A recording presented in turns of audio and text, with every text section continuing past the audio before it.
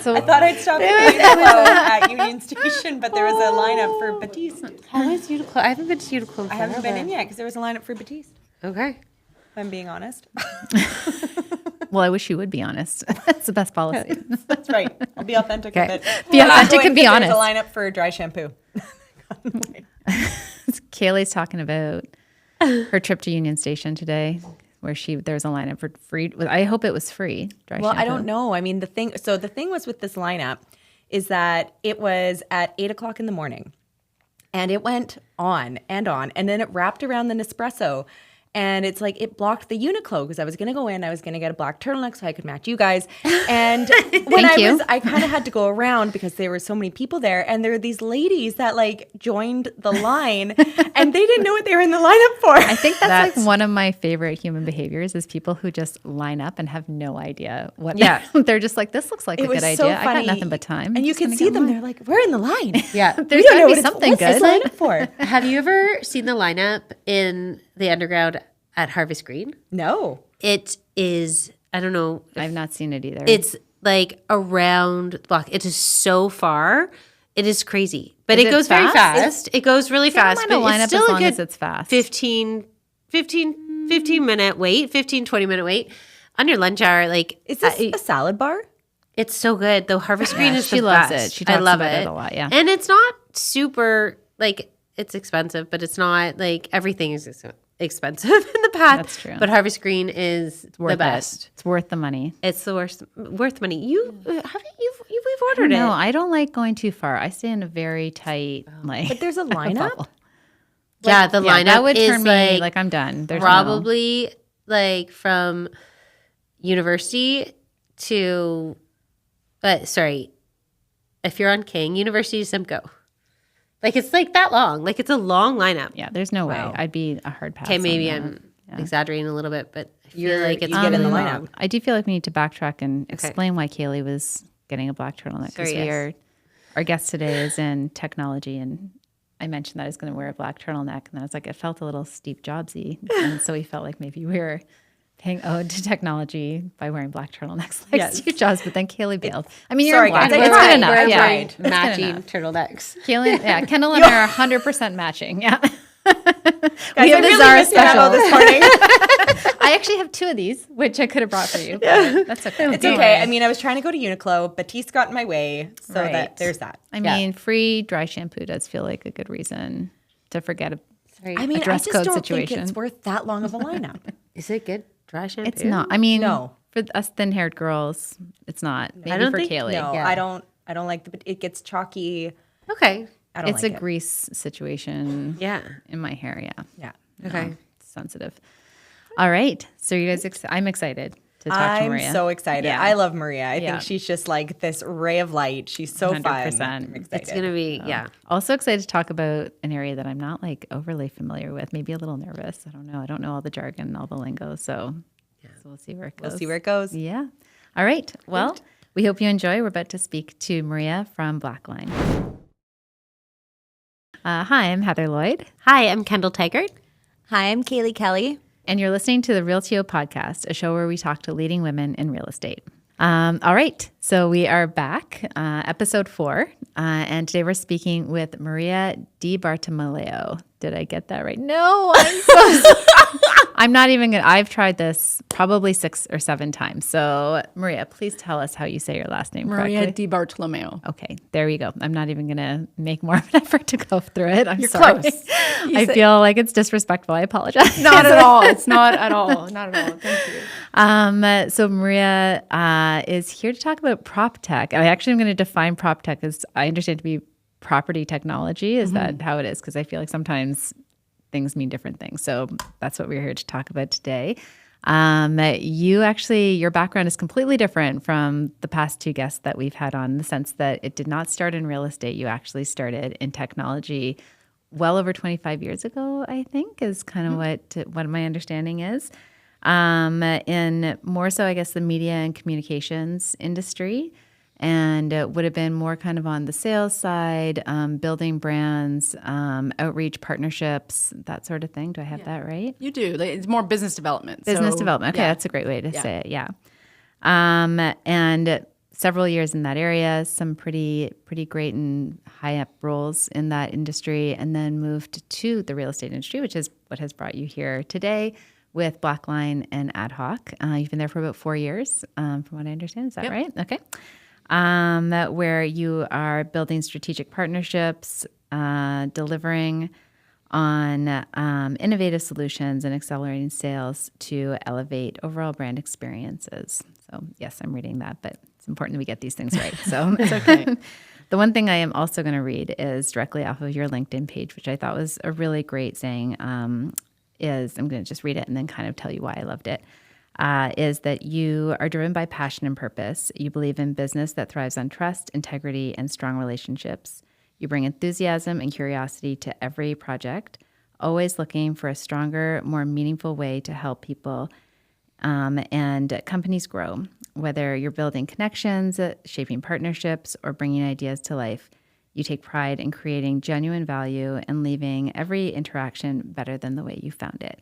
And the reason I love that is because we've had both personal and business relationships. And I think that kind of is the umbrella for how you interact and how you move through this world. You're incredibly genuine. You're an excellent salesperson. You truly believe in what you do. And I think this statement kind of like captures all of that. So yeah, I think it's well said. Good for you for putting it on your LinkedIn. So welcome to the show. Thank you so much. Yeah. So I just want to preface, like, it's definitely been sales. I've been in sales my whole life. And whether you call it business development or executive business development or executive rep or whatever the case is, the underlining core of my job is finding new business, growing a company, and making sure that I get the opportunity to showcase whatever it is that I'm presenting to someone. Right. And it really is just, in layman's terms, it's just I do sales, but I take it to another level because the interaction, the authenticity, the honesty, the relationships is very, very important to me. And if I don't believe in the product that I am putting forward, then I wouldn't be putting forward the I actually product. think that comes across very clearly. Like you genuinely do believe in the product that you're putting forward. Yes. I think that's very clear when you're speaking to people. If the product that I'm putting forward doesn't have the legs that I promised there to be, I always take the side of my clients.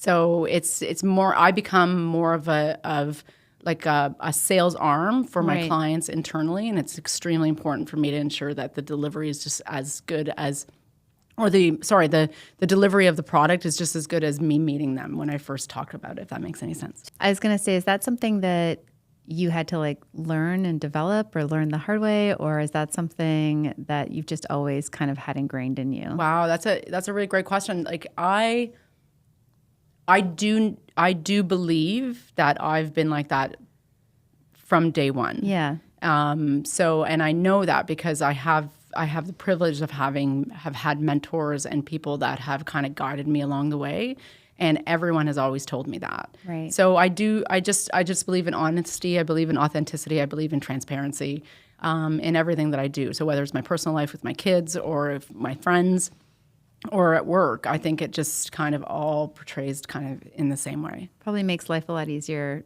as well. Like if you're just honest and upfront and true about everything. I mean, maybe it doesn't make it as great, but yeah, it's an interesting time. I'm in my 50s, so it's interesting because in your 50s, they say that everything becomes a lot smoother and a lot easier, and you tend to accept things a lot quicker. I think it's going to be more in my mid 50s, right? Because I feel like I'm on the road. You're not got off the exit of 50, and I've hit like a few walls, and so it's been interesting. That is interesting. Yeah. And also, can we say you look really great for 50? Yeah. Thank you so much. That's really sweet. Okay, well, maybe just for the audience too, you can kind of give us a synopsis of kind of like your journey, where you started, kind of how you got to where you are maybe today, and maybe some of like the stories along the way. Yeah. So, I mean, I do have a bit of a different background. And when I was introduced to real estate 4 years ago, I was in a position where I've been in digital signage and visualizations for a very, very long time. And I primarily focused on the retail side food and beverages, and I even carved out a niche for me out in the automotive world. And I kind of dabbled in a little bit of creativity from a visualization side on the automotive side, and I really carved a nice little niche market there for me. So when the pandemic hit, it was very quickly that it was a kind of a commoditized industry where there's only so many times that you can actually change out hardware from the static images. So I kind of was seeking something new and different, and it's interesting because when I first started with a company that I worked for on the visualization side, I remember sitting down with the owner saying, I think it'd be really smart for us to go into the real estate world and go into those sales galleries and change out those floor plans are just sitting let's just change it let's make it into a big experience. And this was probably 10, 12 years ago. And they laughed at me. He just looked at me and he was just like, no, there's not. And I'm like, okay. So it's interesting how, however many years later, I meet a wonderful man in our industry who we all know, who I was kind of just interviewing him, saying, "Hey, tell me about the new development. Tell me about what's happening in real estate." I just have a passion and interest for it. So I'm just trying to figure out what my next thing is. And he put me in contact with Tim, Tim Ing, who is the founder and owner of Ad Hoc Studios and Blackline. And immediately we clicked because Tim did what I wanted to do 15 years ago, but we just had never met yet. Right. So I just love, he's an innovator. He really does know what the industry needs from a technology standpoint, way above or ahead of most people. And what I loved about it, he really pioneered. He's one of the first people that brought the touch screen technology into the sales galleries. And I was just like, wow, that was my idea. Now we totally have to work together. So it was really interesting because he did bring that visualization, and then it's now turned into let's figure out what that experience is for the end buyer. I'm in real estate. I own a home. I love investing in real estate. So from my perspective, I love the idea of bringing the digital experience to the forefront and allowing our buyers to really believe in whatever they're buying digitally. Right. I know it's still an industry that's a bit behind. Do you think so? I do. I do. In what sense? So I do think that it's because I've been doing it for so long in so many other sectors, right, in so many other industries, and you have this window into other ways in which people are doing it. I guess. Right. Yeah.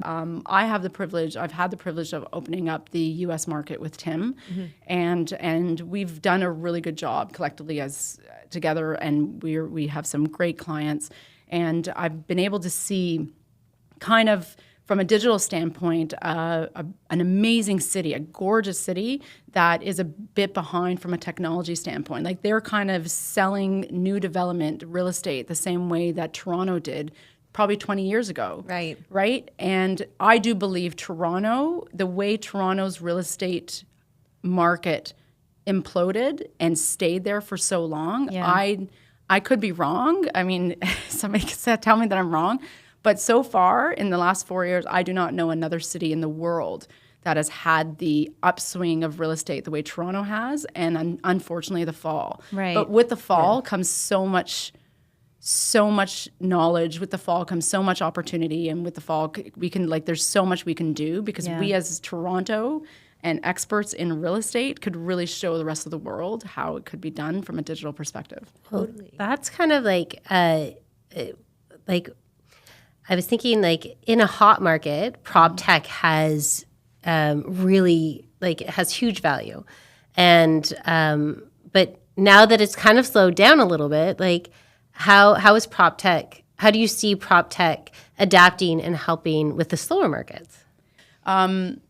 So from my perspective, when it comes down to Toronto still has a lot of old school mindsets in the sense that they're kind of the pioneers that are still running real estate.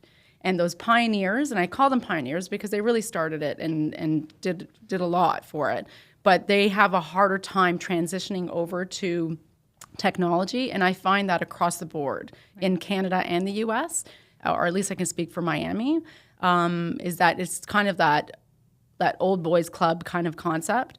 But to answer your question, when Toronto was at its hype, our technology allowed you to truly manage and monitor the reservations that were coming in, or the points of interest, or the interested people into the units in our tech stack, and truly allowed you guys as the developers to be able to understand where the interests laid and how you can actually price it differently. So as the reservations were coming in, you guys were able to actually show on from a heat map perspective which units, which floors, which buildings or which projects were actually doing better than others, and then you were able to kind of change pricing accordingly.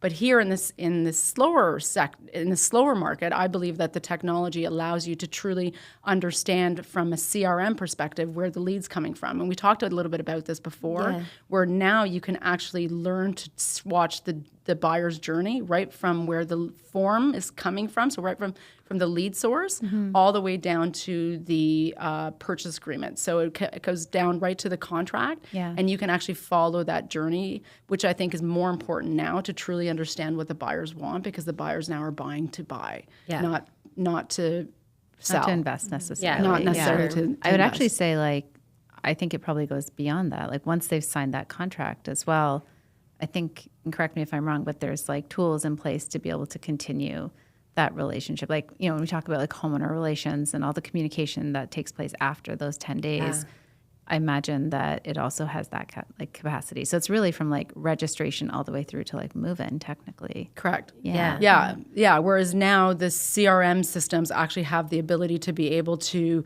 truly understand what the buyer wants. So whatever agents you're allocating that lead to, they can actually make notes, email, communicate, put in information that they need to, actually even do some of their marketing, branding, and then you'd be able to kind of see that journey right from the get-go. Now, we did talk about you would have to train your staff to use it properly. Of course. Right? Which is really important. But if they do it right, you really do have a great library and understanding of who those buyers are. Yeah, Good way and to put it. Yeah. like the more you nurture those buyers, they're going to be repeat buyers, right? They're going to remember that relationship.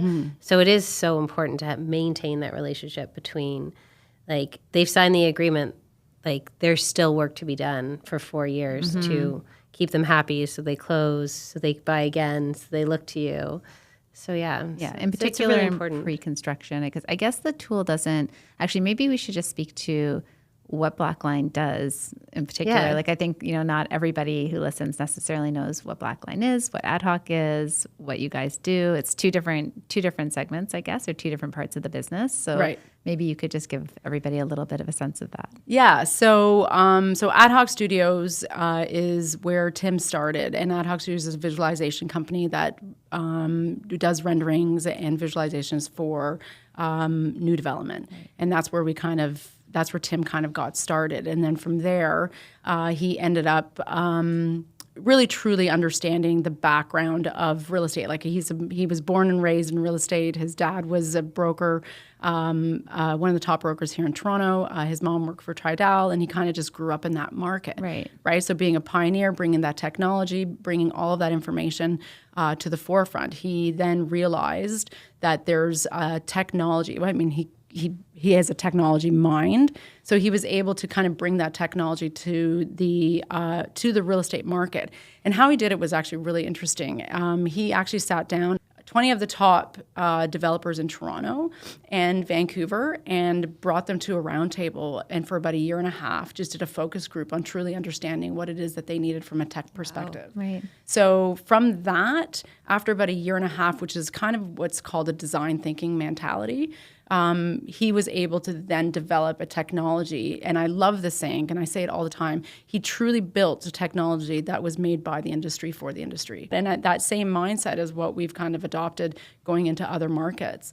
So what it does is he built Blackline, which is a sales and marketing tool that allows developers to make sure that no money is left on the table. And very similar to what I was saying before, it just gives you the analytics and the insight and the realtor portal on the front end to truly understand the value of the project. So that's pretty amazing. Like, that's pretty great. I love how there was a focus group that helped to curate it and helped to design that. I love that so much. It really, truly, it inspires me. I wanted to go back to when you were talking about how you got into this industry, and you were talking about just kind of like out there talking with people, and just you mentioned just kind of doing almost like an interview style, and then that kind of precipitated you meeting Tim and getting into like almost kind of like synergetically, or like, what's the word?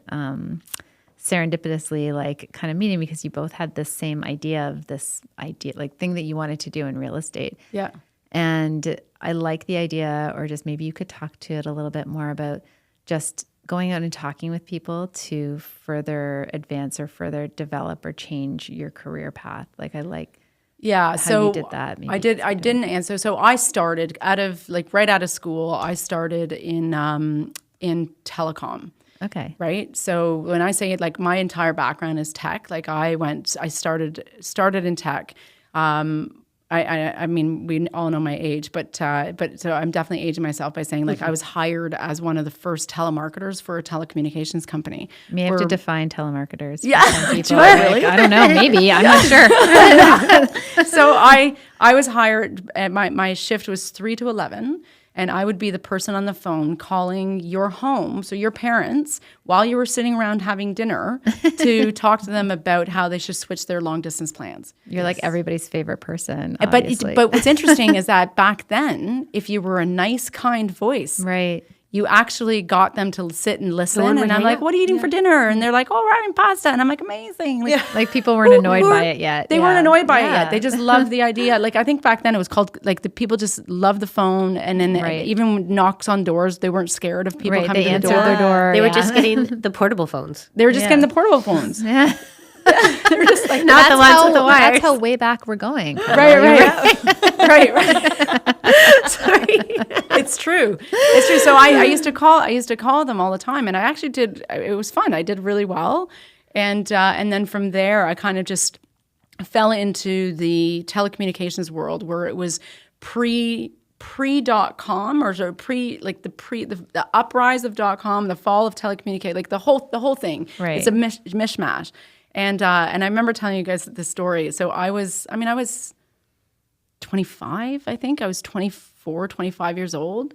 And I was doing this. And it very similar to real estate. Like unfortunately in Toronto, like, where you guys saw such success so quickly. And there's so many people that did so well. And it was this, like, big, huge lift of success in real estate, but now you're kind of on the precipice of the fall, right? And unfortunately, we're seeing a lot of companies that aren't doing well, and it's a challenging time. It's a really challenging time. So I had that in telecommunications, and I vividly remember. I think I was 26, 24 years old. I was working for an amazing company, and I loved these people. To this day, they're still mentors of mine, and I can name them. They're all amazing, and they started this small telecommunications company.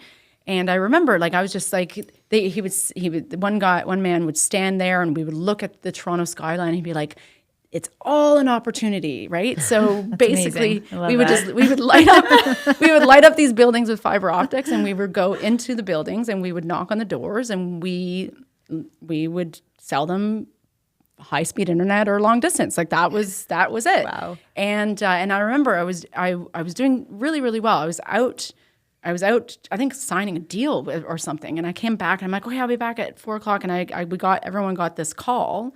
I think I had a Samsung flip phone or something. But anyway, somehow we all had to be back at the mandatory meeting in the boardroom, back at the office for 5 p.m. Right. So we were all there, and there I am, like, contract in hand, signed, the whole thing, and we're sitting there. And as we were all in the boardroom, Ernst & Young was locking the doors because we were completely out of a job. Every one of us, the president, So every one of crazy. us out of a job at 5 p.m. And being in your like mid-20s and having something like that happen. Oh, I must have know. been like very startling. Yeah. I know, but and I was making really good money. Yeah. So we talked about this. So I often gauge success from the pre-Enron to post-Enron. And if nobody knows what Enron is, look it up. Just ask Haley. Ask Kaylee. Admittedly, I didn't know what Enron was. Well, you Until did. I watched You did. You watched Will SNL. Ferrell Yeah. as George Bush on Saturday Night Live, and every time, honestly, total sidebar, every time I watch it, and I watched it the other night after we talked about it, I die laughing. It's so true. It's so true because pre-Enron, so there's a fall of Enron. Before that, there was a lot of money. Like there was just like, I remember my expense account was infinite. And I remember, I just remember once we got let go at this one company, all I kept thinking about is what am I going to do with those clients? Like I felt so bad. Like I just signed this massive company. So what I did is I literally grabbed all my files in my box and I walked over to the next. I like that you had physical files. Yeah, in physical the box files. instead of on your Physical laptop. files, Yeah. put them in my box, and I walked over to the next telecommunications company. I'm like, hi, I need to onboard all of these clients, and I literally made my year like within a week, just because I had all of these people that I wanted to make sure that they had someplace to go and land. And the beauty of the pre-Enron was the fact that I was at this point now 25, 26 years old. And I was having lunch at Harbor 60. I was going to all the hockey games. I was like at the box, and everyone, like we had the Stampede, like we had the best time. And I remember getting this call from one of my mentors of this company, and he calls me up. Or actually, a few of them called me up, and they said, Maria, you need to come to Waterloo. And I had just left London, Ontario. I'm living with my besties in downtown Toronto. Like we're just having the best time. And they're like, you need to come to Waterloo. And I'm like, well, why do I need to come to Waterloo? And they're like, you should come and work for this really small company called Research Emotion. And I'm like, why would I go to another university town? Like I just got out of a university town. I'm not going back. I'm not going Back your best life. I'm living my best life. You're at like Harbor 60. Yeah. Why don't you come to Harbor 60 and I'll take you for lunch? That's right. Let me do you a favor. Yeah.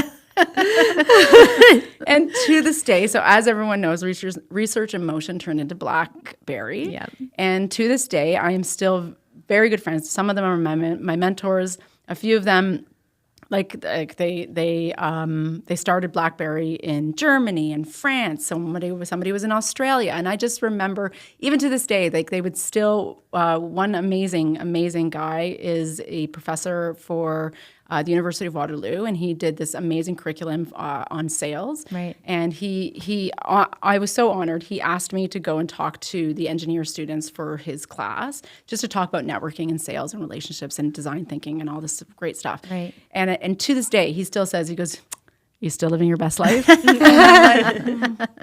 Well, whatever's meant to be is meant to be, right? I'm in real estate now. I'm totally right. living my best life. You have no idea. Yeah. Yeah, you're in Miami, you're in Toronto, you're everywhere. everywhere. Yeah, no, but and I remember that vividly because that it's a testament to, it doesn't matter what sector you're in, it doesn't matter what industry you're in. Yeah. There's an up and a down of everything, 100%. and I really do believe that it's going to change for real estate.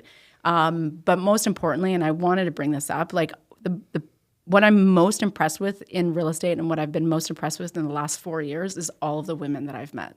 Like 100%. I was living I was in a man's world for so long, and here in real estate, not that it's just real estate, that it's no women's world, but Well, that's what we're here to talk about. it opened me up. Like, Yeah. when I met you guys, like you guys really are trailblazers. You really are for what you've done in real estate so far. And there's a huge, like, I wish I can take the women of Toronto that have made Toronto what it is. And I've had the privilege of meeting most of you, including the people that are in this room, and bring you collectively together with the amazing women that I've met in Miami, who deserve just as much accolades as you guys have, because they truly, honestly, I think that there's a surge of women in real estate, and I think we're going to take over, and that's why it's going to get better. Absolutely. Sorry, am I not allowed to say that? No, I think it's totally totally say that. fine. Yeah. I was going to say, like, and you kind of answered this, but how do you think the role of women throughout your career has evolved? And especially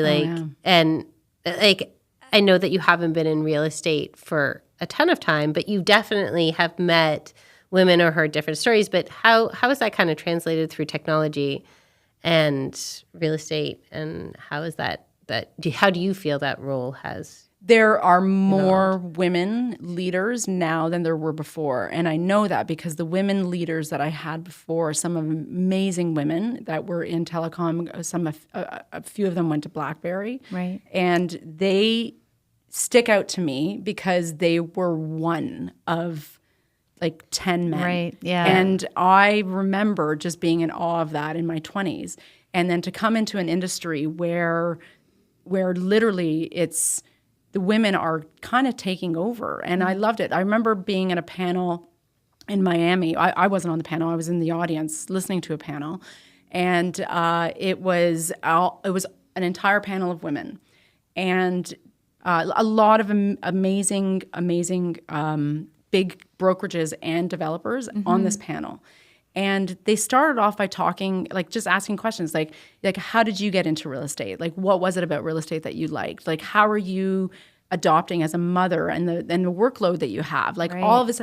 I was just like it was just an, I hate using the term aha moment, but it really was. Like it was this moment where I was just like, that's what it's all about. Right. And then since then, in the last 3 years, I don't know if you've seen it, but I've definitely seen a change in women coming forward who have been kind of leading the way in real estate and not staying behind the scenes anymore. Like they're like, I did this. Yeah. You know, like Absolutely. Jane's like, I was a president of 100%. a developer. Like there's not a lot of women that can say that in Toronto that I know of. And for her to also say just that, like there aren't a lot of women that can actually say that kind of thing and be really proud of it. I think sometimes like when we do that or we come across as being proud, it comes across as like conceited or being, it's almost like that cliche of like when women are upset about something, they're being bitchy instead of just being strong and assertive kind of thing. So yeah, I love that she said that on the show. Yeah, I love that she said that on the show. Yeah, me too. And I think it's deserving. Yeah. And I think it needs a little bit more attention for other women that have been a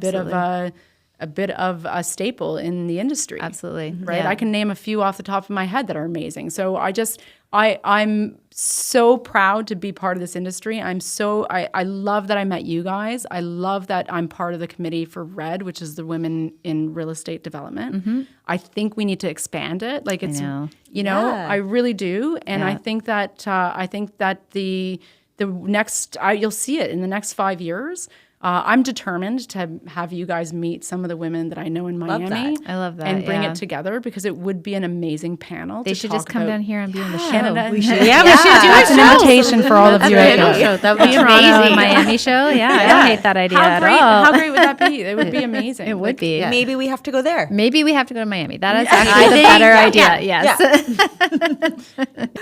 Maybe on that, maybe say like, what advice would you either give yourself or give other women who love what you're doing, love technology, love the idea of like finding a new way for people to be able to filter information, brand, sell, explore kind of thing. What advice would you give them about how they get to where you are, how they further their career? Like, is it like these like impromptu interviews with people they know that lead to other great conversations? Is it putting themselves out there? Is it being scrappy? Like, what is it you would say? Yeah.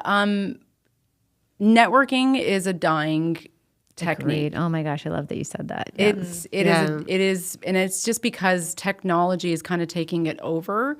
But it's amazing how networking has 100% made me who I am and been able to develop how to build relationships, and the confidence around networking and building the relationships can go a long way. Yeah. But it's even more important now because if you pick up the phone and just call someone and they actually answer and are happy that you're talking to them, which a lot of people are like, why are you calling me? Can you text Why didn't me? you just text me? Yeah. But I really do think that you can have a great conversation and you can have that human touch. And I think that in today's world, the people that are trying to make a difference, if they go back to networking, if they do sit down and meet people and interview them the way they interview you, be authentic to who you are, and just be honest. Like it's honesty can take you a long way. There's absolutely nothing wrong with anybody that you've done, and there's nothing wrong with where you're at, and no one's wrong. Right. As long as you're honest and authentic, and maybe that conversation or that opportunity is not for you, and that's okay. Like it's just so I think good answer. I think networking is dying, and we got to bring it back. Absolutely. Yeah. I think that like phone calls are very much a sales thing as well. Like I mean, Kaylee is very good at the phone call. I love the phone. You know what? Honestly, like I feel like nothing compares to having a great phone call. You know, like you can call 10 people, maybe 2 of them pick up, but it's very unlikely these days that someone's gonna be mad about it. You know what I mean? Yeah. Like they'll just be like, "Oh yeah, nice to chat with you." Like, "No, I'm not interested." And you're like, "Cool." Right. Yeah. Like Move even on. But even me, when if like I've had a couple phone calls and I'm just like, hello, and they start talking to me, and I was just like, oh my God, thank you so much for calling me. Right. Yeah. Like, thank you. I wonder if that's like this craving for like human interaction, and because we are so dependent on like through a screen, through an email, through a text. Yeah. Like, you know, even like we message each other on Instagram and like these types of things. Like, I wonder if there is just this subconscious need to like actually connect with another voice and another human on the other line. I kind of thing. completely agree with that. I think like you can't get emotion across in a Right. text message, No. and you can't get excitement or feeling across. Could it. often I mean, I could go about misconstrue on it. about this all day. Yeah. Go about it all Yeah, day. Do it's it. so important. Yeah.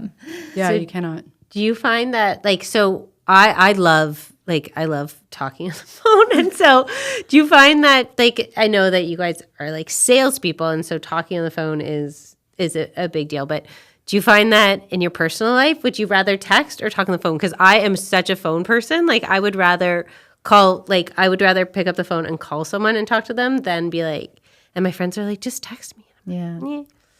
No. Go ahead, you take that one. I feel like no. I feel like in my off time, I would rather text than phone call, because I feel like for most, like a good chunk of the day is spent talking and communicating, and so sometimes in my downtime, I do just prefer to text. But then there are those times when I like want to call somebody and want to talk to them and have a good chat, and you know. Yeah. So I don't know. Yeah, I agree with that. I do tend to use texting in downtimes. I mean, I'm going through a lot in my life, so even texting is easier. But to be honest with you, if I am in a bit of a pickle, or our girlfriend's in a pickle, or whatever the case is, like I have my girlfriends that I talk to every single day, and every single day we tap into each other, and every single day, sometimes the conversations are an hour, Right. sometimes they're just like literally 2 minutes, and they're just like, you good, yeah, okay, yeah. So I don't know if I can give that up. Yeah. So I love it so much, because when the conversation is being had, when you get off the phone, you're just like, oh, okay. Yeah. Right. Yeah. So It's like therapy. it is a little bit therapy. I'm going to ask you the same question, because you communicate a lot with people, purchasers. Like, would you rather text, email, or call them? No, I would rather call them 24/7. Like, because then I feel like through email, especially, I'm dealing with sensitive topics. Yeah. Like, so, like I'm managing the relationship. I have like a very happy side for my job, but sometimes it's a little harder. So I think it's better communicated through a phone call. And actually, we do a lot of video calls. And I find the video calls are a lot better. And sometimes we have the camera off, sometimes we have the camera on. But I feel like the video calls with the person like in front of me I get way more value out of, and people tend to want to work with me more when they're seeing me there. Then it makes you real in a sense, right? Yeah. And so, yes. And like, I am that person that like I probably call my mom. I call my mom like maybe 4 times a day. Oh my God. I do. I My talk mom's to her gonna listen to this 24/7 and be like, "What the She's hell?" like my mom should be like, you never call me. Yeah, no, I talk That's to what my I say mom. about my kids. I'm sorry, Yeah, Mom. because Sorry. never call me. It's no, my Time difference. I talk to my mom all the time, but I also like I have 4 sisters and a brother, and we always talk. But I have a cousin that she just retired, but before she retired, we would talk almost every day on the way to work. Yeah, no, so we're all moms, right? Yeah. So, and I'm mom of teenagers and my daughter's in university. But honestly, like they don't call me. Like I'd be sitting there with friends and everyone's like, oh, there's my daughter calling me again. And I'm just like, no, my daughter's not. But I think that's a good thing. Like she calls me when she needs me and I get that. Neither one's good or bad. Right. But it's interesting because I've totally become that mom who texts my kids every day. Yes. Yeah. Because and that meme mom where I'm like sending them memes. You're gonna love this. This is hilarious. And then like I have like individual memes and then I have like the chat meme. Yeah. And then I'm like and I'm just constantly sending them memes. You're And I'm just, like, "Did you guys looking see for that some meme?" sort of And they're like, reaction. yeah, I did. Yeah, of course I did. I feel like that's my relationship with my husband sometimes. I'm like, I sent you that thing last night. Did you see it? And he'll be like, no, I didn't see it. I'm like, okay, well, just check it out. It's really funny. Yeah, it's like one-sided text sometimes. Yeah. You're sending it to your kid, and you're like, "Oh, that was really funny." Nothing. I get nothing back. Nothing back. Cricket. No validation. Yeah. Yeah. All right. I think, is there anything else that you want to talk about or anything else that you want the audience to know about?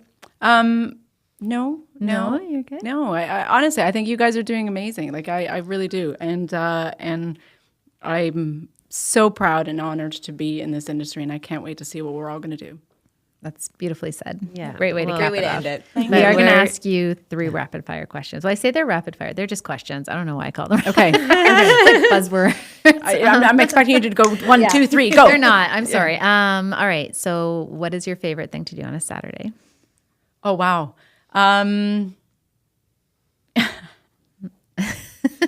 If you don't want to talk about it, you don't have to talk about it. No. So my favorite thing, my ultimate favorite thing to do would be having both my kids home. And in this season, my daughter and I constantly go on the hunt for Christmas spirit. So, and now that she's like 18, 19, we kind of, we will go and find all of those like Christmas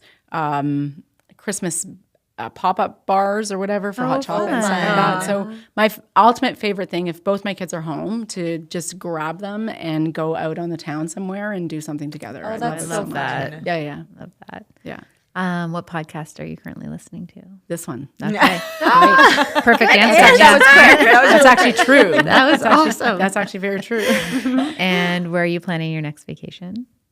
So I'm in Miami for 2 weeks. On work or business? On work, and it's actually going to be work and pleasure. Okay. My girlfriend of mine's meeting me at the tail end, and I have some friends kind of meeting in the weekends. Nice. So that's going to be fun, and then that's it. Nice. Yeah. That sounds pretty good. Good way to finish the year. It's not really vacation though. No, but there's like vacation bits in it, I Yeah. guess. Yeah. Yeah, I'm super warm. excited about the holidays. Like Merry Christmas, everyone! Yes. Happy holidays, Happy Hanukkah. And I'm just excited because my daughter's coming home from Halifax, Yeah. and my kids are going to be That's a big home, thing. and So I get to see my family. So staycation this time around. Wonderful. Yeah. That sounds great. Yeah. Sounds wonderful. Well, thanks so much for being on Thank the you show. for having me so We much. loved having you. Honestly, I'm so honored to be here. Thank you so much. Thanks for listening today. We always appreciate everybody tuning in. And if you'd like to check out further episodes or other episodes, you can follow us on Spotify or Apple Podcasts or subscribe to us on YouTube. Also, we've got an Instagram account, which is thereal.to podcast, or you can follow us on LinkedIn.